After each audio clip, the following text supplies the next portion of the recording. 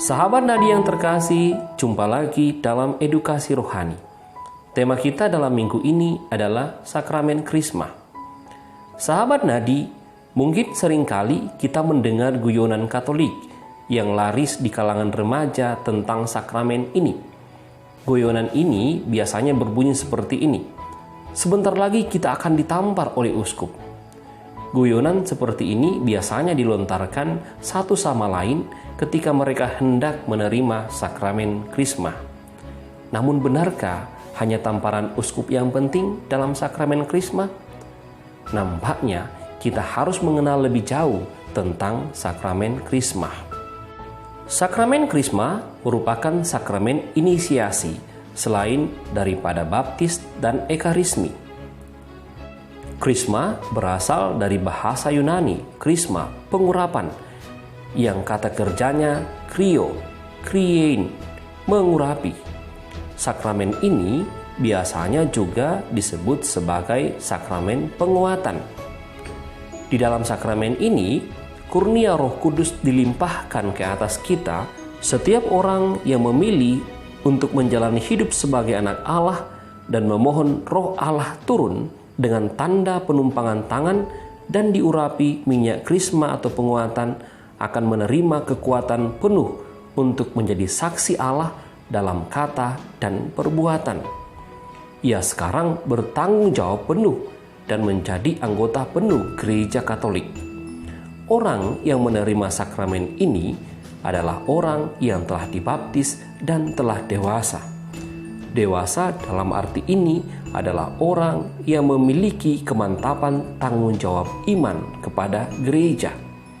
Kemantapan ini diwujudkan dengan cara menyebarluaskan dan membela iman sebagai saksi Kristus yang sejati dengan perkataan maupun perbuatan.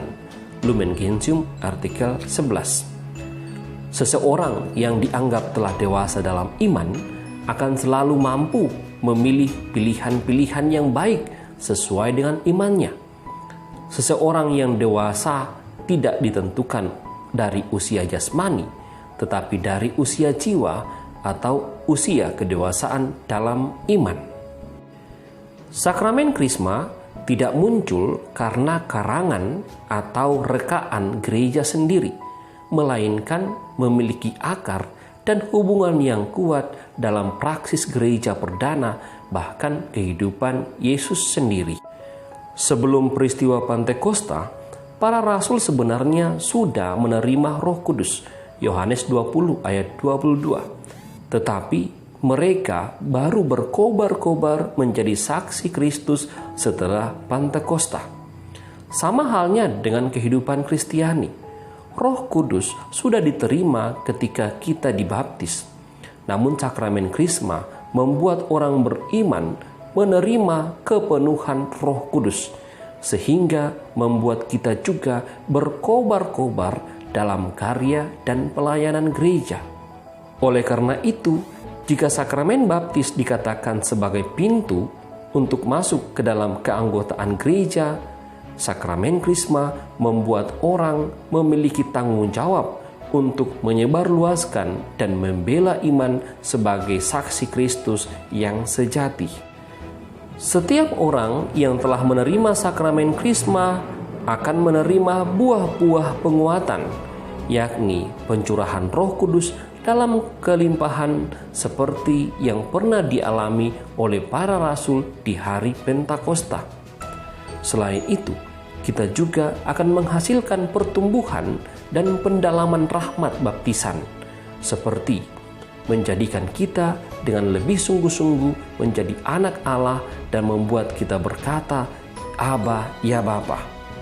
Menyatukan kita lebih teguh dengan Kristus, menambah di dalam kita kurnia Roh Kudus, mengikat kita lebih sempurna kepada gereja, menganugerahkan kepada kita kekuatan Roh Kudus, supaya sebagai saksi Kristus yang andal, menyebarluaskan dan membela iman dengan perkataan dan perbuatan, mengakui nama Kristus dengan lebih berani, dan supaya kita tidak pernah malu karena salib. Seperti halnya dengan pembaptisan, Sakramen penguatan juga hanya diberikan satu kali saja. Penguatan mengukir satu tanda rohani yang tak terhapus.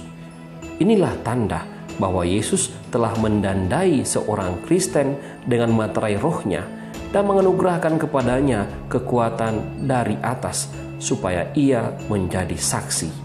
Lukas 24, 48 sampai 49.